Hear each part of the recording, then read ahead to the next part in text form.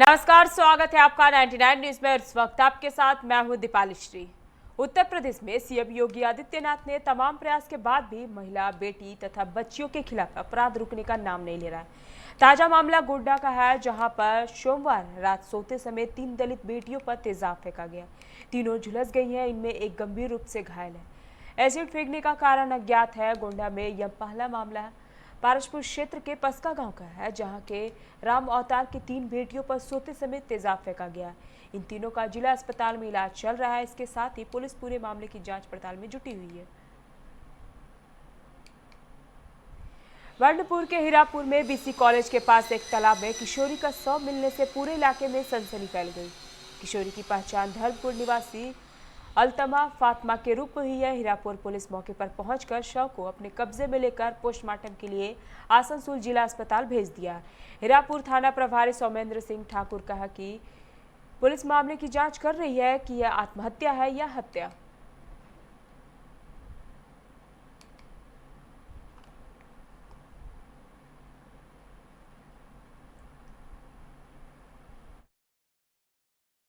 उन लोगों को देखा, वो लोग बच्चा लोग 4-5 का बच्चा था।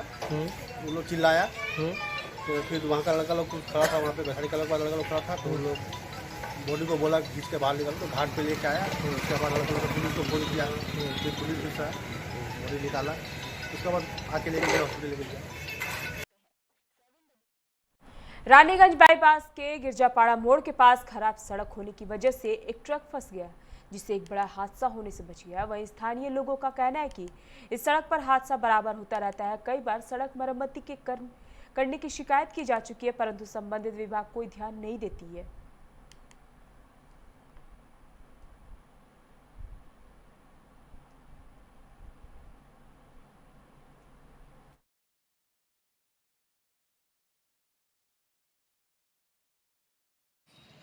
ये रास्ता भी बहुत खराब है। कुछ दिन पहले कभी हफ्ते में 3-4 बार हो जाता है। ये मोड़ पर रास्ता भी खराब है, देख रहे हैं आप, गड्ढा हो चुका है। आए दिन यहाँ पर गाड़ी ब्रेकडाउन मोड़ पे होता है। पुलिस का भी बहुत परेशानी होती है। आने वाला जब तक जाम लग जाता है, आने वाला जैसे मोहल्ला का कोई घर से गाड़ी नहीं निकल पाता है, कोई घर से निकलने वाला अगर कुछ हो जाता है। झरिया अंचल कार्यालय में भारतीय कम्युनिस्ट मार्क्सवादी पार्टी ने 23 सूत्री मांगों को लेकर प्रदर्शन किया। इसके पूर्व कमेटी के लोगों ने जुलूस भी निकाला और इन लोगों की मुख्य मांग यह है कि पानी, बिजली, विस्थापन शामिल हुए। मौके पर वक्ताओं ने कहा कि झरिया में पानी, बिजली और विस्थापन की समस्या विकराल रूप ले रही है, जिसे जल्द दूर किया जाना चाहिए।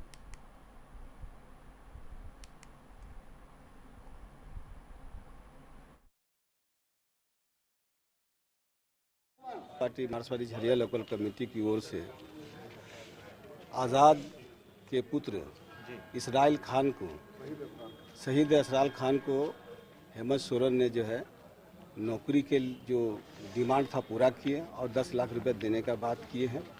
तो सबसे पहले मैं झारखंड के मुख्यमंत्री को धन्यवाद देना चाहता हूं। और आज जो अंचल कार्यालय पर हम प्रदर्शन के माध्यम से जो डिमांड है, मेरा मांग है कि झरिया शहर के, झरिया अंचल के अंदर जो पानी की 7 दिन तक जो दिक्कतें हुई हैं, उसके पीछे बेसिक कारण यह है कि पानी का जो सिस्टम है 50-60 साल पुराना है।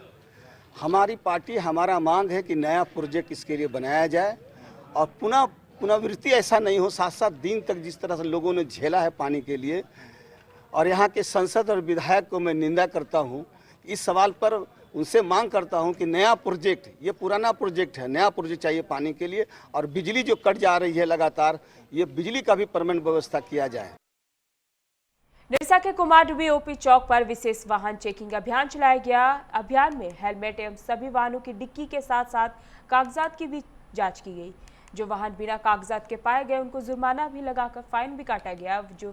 वहीं जो भी वाहन चालक बिना मास्क के पाए गए, उसके मास्क पहनने की चेतावनी देकर उन्हें छोड़ दिया गया।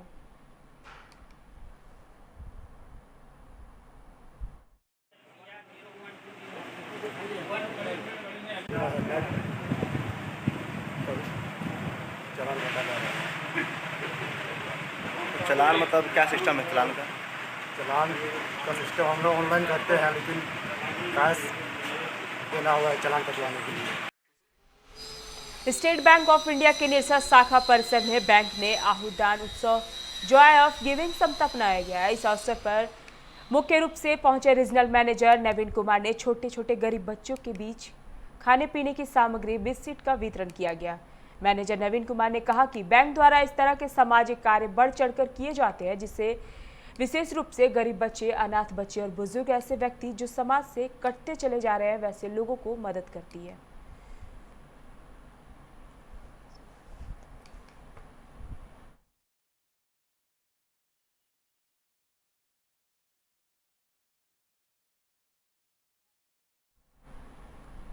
धनबाद के रणधीर वर्मा चौक पर मंगलवार को दुकानदारों ने जिले के एक प्रसिद्ध व्यवसायी शरद दुधानी के नाम पर भिक्षा मांगा। इस अनोखे प्रदर्शन कर रहे लोगों ने अपने हाथों में तख्तियां लेकर कहा, हमें शरद दुधानी के नाम पर भिक्षा दे दो। इसके बाद लोगों ने एक दिवसीय धरना दिया और जिला प्रशासन से भू माफियाओं से मुक्त करने और रोजगार चालू करने की मांग की। दुकानदारों ने कहा कि धनबाद के पुराना बाजार शनिदेव महाराज कैंपस में दर्जनों पक्के के दुकान थे, जिसे धनबाद के प्रसिद्ध व्यवसायी ने जिले के अधिकारियों से मिलकर इन पक्के दुकानों को ढा दिया गया है, जिससे दर्जनों लोगों का रोजगार छिन गया है।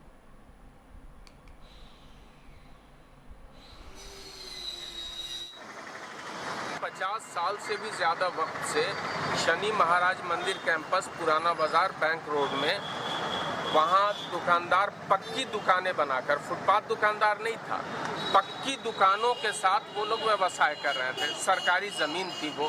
अचानक भू माफियाओं की गिद्ध दृष्टि उस ज़मीन पर पड़ी और भू माफियाओं ने कुछ भ्रष्ट सरकारी अधिकारियों को सेट करके उस ज़मीन पे जो दुकानें थी, पक्की दुकानें, बगैर किसी नोटिस वोटिस के गैरकानूनी तरीके से उन दुकानों को तोड़ दिया।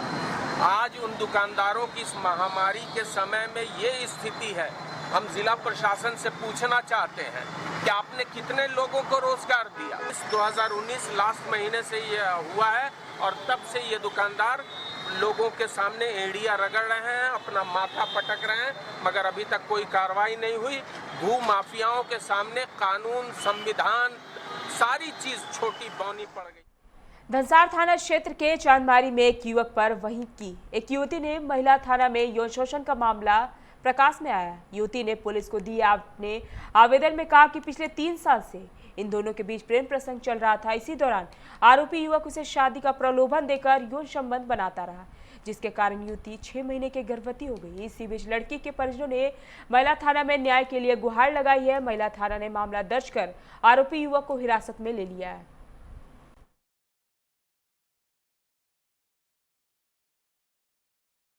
तीन साल से छोटू कुमार के साथ अफेयर चल रहा था और छोटू यादव का 3 साल से अफेयर चल रहा था, जबकि ये मतलब हम घर में बताना भी चाहें वो बताने से इनकार कर दिया। और अब जबकि हम प्रेग्नेंट हैं, उसको हम बोले, बताए भी उसको 6 महीने का, और हम 3 महीने पहले उसको बताए तो वो बोला कि घर में बताना जरूरी नहीं है, हम शादी तुमसे करेंगे।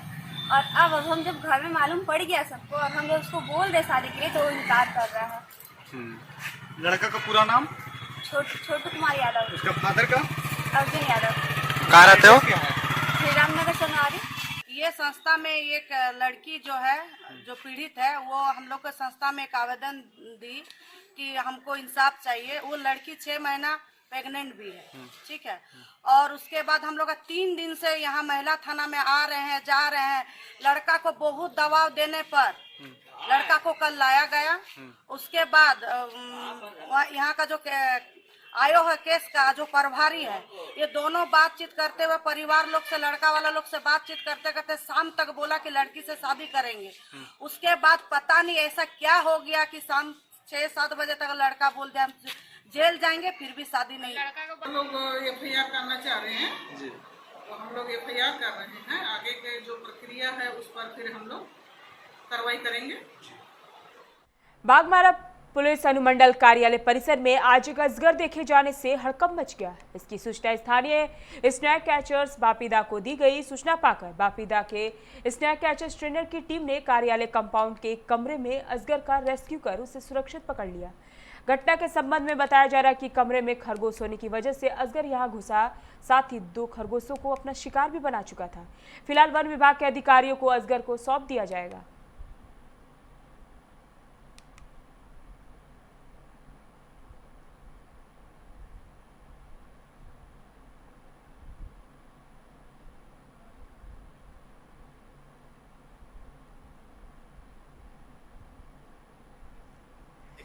था कि धनबाद जिले के जो डीएसपी साहब हैं उनके बंगले में अजगर सांप देखा गया है। तो दोस्तों यहाँ पर जब हम आए और यहाँ पर हमने देखा तो 3 खरगोश जो थे वो वहाँ पर उनके कमरे में खुले हुए थे। एक खरगोश पिंजरे में बंद था। तो जो खरगोश 2 खरगोश जो थे वो खुले हुए थे, उनको अजगर ने खा लिया है। तो दोस्तों अब यहाँ पर जब हम पहुँचे तो हमने देखा कि 2 खरगोश को खाने के बाद अजगर आराम से बैठा हुआ था और वहाँ पर हमने उसको सुरक्षित रेस्क्यू किया और सुरक्षित रेस्क्यू करने के बाद उसको बैग में रखने के बाद यहाँ पर फॉरेस्ट की टीम पहुंची हुई थी। हमने उनको अजगर को सौंप दिया है। अब हाथरस जिले के बहुचर्चित बुलगड़ी मामले को सीबीआई ने रविवार को ही टेक ओवर करते ही छानबीन शुरू कर दी है। हाथरस के बुलगड़ी गांव के केस की जांच सीबीआई ने काफी तेज कर दी है। सीबीआई टीम मंगलवार को दिन में करीब 11 बजे घटनास्थल पर पहुंची। यह स्थान पीड़िता के घर के करीब 500 मीटर दूरी पर है। इसी खेत में 14 सितंबर की युवती पर हमला हुआ था। यह घटनास्थल पर लोगों को रोकने के लिए पुलिस तैनात है। सीबीआई की टीम के साथ पीड़िता का भाई भी मौजूद है। टीम 6 गाड़ी में पहुंची है। इस टीम में 15 अधिकारी है। घटनास्थल पर सबूत एकत्रित किए जा रहे हैं। धनबाद में अपराधियों का मनोबल कितना बुलंद है, वह केवल इस बात से अंदाजा लगाया जा सकता है कि अब आईपीएस अधिकारी के परिवार सुरक्षित नहीं है। प्रशासनिक अधिकारियों के घर भी चोरी हो जा रही है। सोमवार की रात शहर के वीआईपी क्षेत्र डीडीसी आवास के पीछे एक आईपीएस और एक डॉक्टर के घरों को अपराधियों ने निशाना बनाकर लाखों की चोरी की घटना को अंजाम दिया। हालांकि सूचना के बाद पुलिस घटनास्थल पर पहुंचकर जांच में जुट गई है। सीआईएसएफ का खोजी कुत्ता भी बुलाया गया। बताया जाता है कि जिनके घर चोरी हुई है उस घर के कई सदस्य आईएएस और आईपीएस है जो देश के अलग अलग राज्यों में सेवा दे रहे हैं।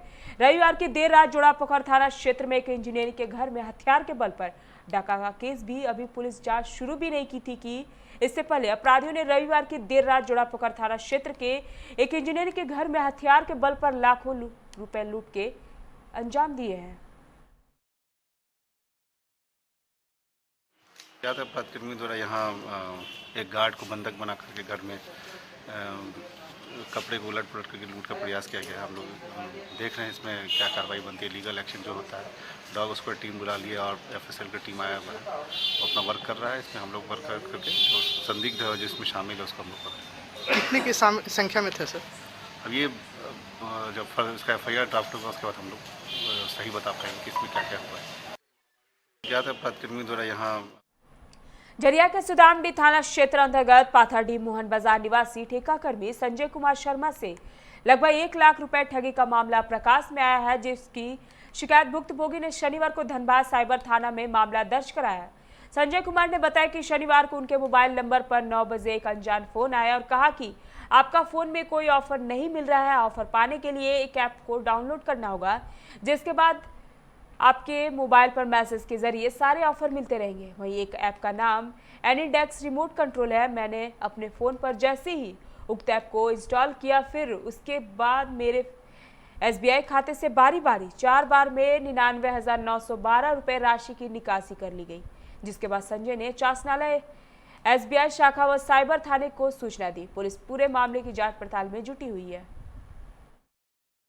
आया था उसको मैंने लोड किया, जिसके जरिए वो सारा पैसा का गबन हुआ हमारा अकाउंट से। कौन सा ऐप था? तो एनीडेक्स रिमोट कंट्रोल। मैंने पासवर्ड किसी तरह का शेयर नहीं किया, सिर्फ एप्स लोड करते ही ऐसा हमारे अकाउंट से पैसे का गबन हुआ। साइबर अपराधी बोला कुछ नहीं गया था, मैंने पहले से लोड किया था। उस दिन मैंने डिलीट किया था, उसी दिन फिर मैंने ये एप्स को लोड किया और इसी बीच ऐसा हुआ।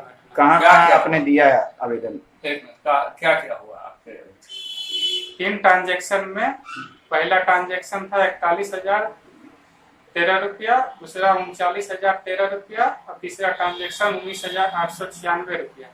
इसकी आपने कहाँ शिकायत? इसकी शिकायत मैंने साइबर थाना धनबाद सरायढेला और जहाँ बैंक है वहाँ पे और सुदामी थाना में मैंने दिया, लेकिन यहाँ पे कोई एक्शन लेने के लिए तैयार नहीं और चिट्ठी भी लेने के लिए एक्सेप्ट नहीं किया गया। कौन से ब्रांच में खाता है आपका? SBI चासनाला। क्या मैनेजर बोले वहाँ पे बोले कि तुम्हारे गलती के कारण हुआ, मैं इसको कोई देख रेख नहीं कर सकता। झरिया और सिंदरी के स्थानीय बेरोजगारों को रोजगार दिलाने के लिए टाइगर फोर्स के जिला अध्यक्ष धर्मजीत सिंह ने एसएससी और HURL के विरोध मोर्चा खोल दिया है। इसे लेकर मंगलवार को एसएससी कैंपस मैदान में एक सभा का आयोजन किया गया, जहां सैकड़ों की संख्या में स्थानीय ग्रामीण और महिलाएं मौजूद थी। इस मौके पर विधायक ढुल्लू महतो ने कहा कि एसएससी के द्वारा लगातार स्थानीय मजदूरों एवं ग्रामीणों को उनके हक से वंचित किया जा रहा था, जो बर्दाश्त नहीं किया जाएगा। स्थानीय लोगों को रोजगार देना चाहिए। ग्रामीणों ने जमीन दिया, प्लांट को बैठाने का काम किया, वैसे गांव वाले को यहाँ पे रोजगार नहीं दिया जा रहा है।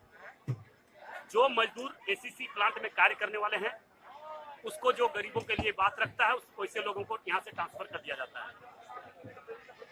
और कुछ दलाल लोग हैं एसीसी प्लांट में, एसीसी प्लांट द्वारा दलाल को रखा गया है, उस दलाल के माध्यम से यहाँ पे काम करवाना के प्रयास कर रहा है। वैसे दलालों के द्वारा जिस मजदूरों का नाम दिया जाता है, यहाँ से ट्रांसफर कर दिया जाता है और गांव वाले को लठेत बनकर राइफल बंदूक लेकर गांव-गांव में घूमने का प्रयास कर रहा है। गांव के लोगों को डराने का प्रयास कर रहा है कि ताकि गांव के लोग डर जाए और अपना हक और अधिकार ना मांगे। मगर वैसे एसीसी प्रबंधन और वैसे दलाल को हम कहना चाहते हैं, गांव के लोग अब डरने वाले नहीं है। अपने अधिकार के लिए मर सकता है, मगर अधिकार छोड़ नहीं सकता। कतरा क्षेत्र के तेतुलमारी शक्ति चौक के समीप देर रात एसडीएम और एडीएम के नेतृत्व में छापेमारी की गई। छापेमारी के दौरान एक हाईवा तथा ट्रक सहित 50 टन अवैध कोयला जब्त किया गया है। बताया जाता है कि कोयला चोर का सरगना रिंकू महतो साइकिल, ट्रैक्टर तथा स्कूटर से चोरी का कोयला जंगल में जमा करता था, वहां से ट्रक के माध्यम से डिपो तथा अन्य राज्यों को भेजने का काम किया करता था। जिला प्रशासन को मिली गुप्त सूचना के आधार पर देर रात एसडीएम सुरेंद्र प्रसाद ने औचक छापेमारी कर कोयला ट्रक को जब्त कर लिया है और तेतुलमारी थाना को सुपुर्द कर दिया गया। पुलिस आगे की कार्रवाई में जुटी हुई है।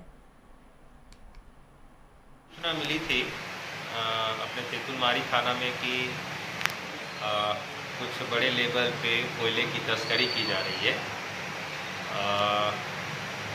जब सूचना पोस्ट हो गई तो मैं और एडीएम सर काफ़ी पहले भी हम लोग इस चीज़ की चर्चा किया करते थे कि सर यहाँ पे बड़ा नेक्सस है जिसको हम लोग को तोड़ना है, और इस बार की डिस्ट्रिक्ट एडमिनिस्ट्रेशन की ये सोच रही है कि इसको हम लोग जितना मिनिमाइज़ कर सकते हैं उतना मिनिमाइज़ करें। तो उसी के आलोक में हम लोगों ने लगभग 12-1 बजे वेट किया अपनी फोर्स के साथ। तो वहाँ पे कोयला को पाया, ट्रक पाया। क्योंकि अंधेरे में जाते समय लाइट उनको देख के लोग वहाँ से तो भाग गए, और स्थल पे ट्रक्स मिले लगभग 50 से 60 क्विंटल के आसपास, टन के आसपास बोलो कि आप कोयले की मात्रा थी। फिर लोकल थाने को बुला के सुपुर्द करा दिया गया। देवघर के मोहनपुर थाना क्षेत्र अंतर्गत घोरमारा रेलवे स्टेशन के पास एक गड्ढे में मंगलवार को एक अज्ञात युवती का अधजला शव पुलिस ने बरामद किया है। शव देखकर ऐसा प्रतीत होता है कि युवती के साथ पहले दुष्कर्म किया गया और फिर साक्ष्य छुपाने के उद्देश्य से हत्या कर शव में आग लगा दी गई है। यह शव किसकी है, इस संबंध में पुलिस जांच कर रही है। शव की शिनाख्त के बाद इस घटना का खुलासा होने की संभावना है। पुलिस छानबीन में जुटी हुई है।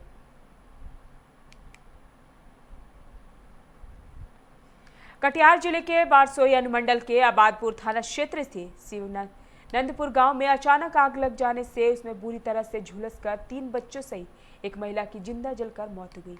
इस हृदय विदारक घटना में झुलसी एक अन्य महिला की स्थिति अब भी नाजुक बताई जा रही है। उसे बेहतर इलाज के लिए सदर अस्पताल रेफर कर दिया गया है।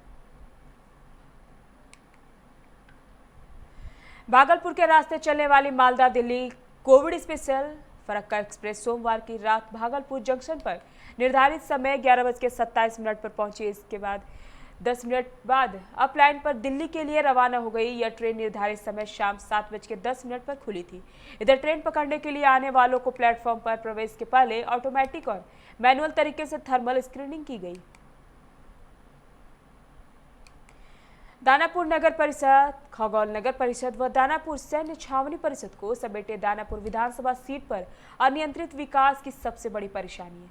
शहर से सटे इस नगरीय क्षेत्र ने विकास के मामले में काफी प्रगति कर रहा है। कई मामलों में यह राजधानी को भी मात दे रहा है, लेकिन यही इस क्षेत्र के लिए बड़ी मुसीबत भी बनता जा रहा है। बिरनी थाना क्षेत्र के केसोडी पंचायत के सिरमांडी गांव में एक महिला की धारदार हथियार से वार कर हत्या कर दी गई। घटना सोमवार की देर शाम की बताई जा रही है। घर से बाहर गई महिला पर हमला कर दिया गया था। वो किसी तरह घर के दरवाजे तक पहुंची और वहीं गिर गई और वहीं पे उसकी मौत हो गई। घटना की सूचना के बाद पुलिस मौके पर पहुंचकर शव को पोस्टमार्टम के लिए भिजवा दिया है और जांच पड़ताल में जुटी हुई है।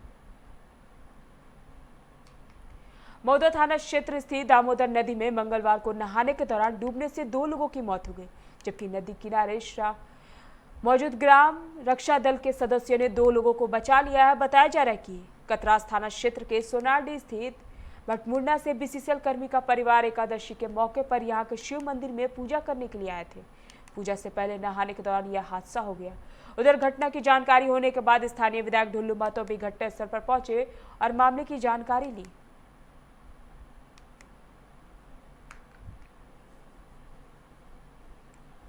अभी के बुलेटिन में फिलहाल इतना ही। तमाम खबरों के लिए आप बने रहे 99 न्यूज के साथ। नमस्कार।